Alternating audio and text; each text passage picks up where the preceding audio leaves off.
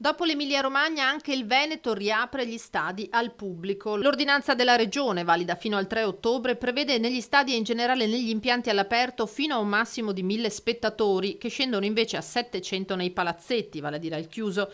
In questi ultimi impianti ci sarà l'obbligo di mascherina. I tifosi, recita l'ordinanza, hanno l'obbligo di occupare per tutta la durata dell'evento esclusivamente i posti a sedere specificatamente assegnati, con divieto di collocazione in piedi e di spostamento di posto, assicurando tra ogni spettatore seduto una distanza minima laterale e longitudinale di almeno 1 metro.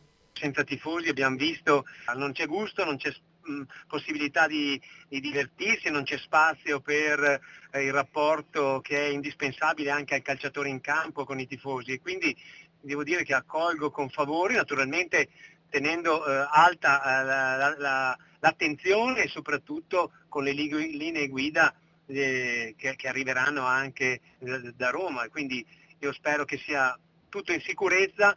Il fatto che ci sia questa notizia per chi ha fatto sport come me è sicuramente una notizia positiva. Varchi agli ingressi per evitare assembramenti al momento del controllo di temperatura e biglietto, niente bandiere o striscioni, uscite scaglionate. Ma il risultato non cambia, in stadi e palazzetti tornerà l'entusiasmo del pubblico e anche per gli atleti in campo sarà una svolta.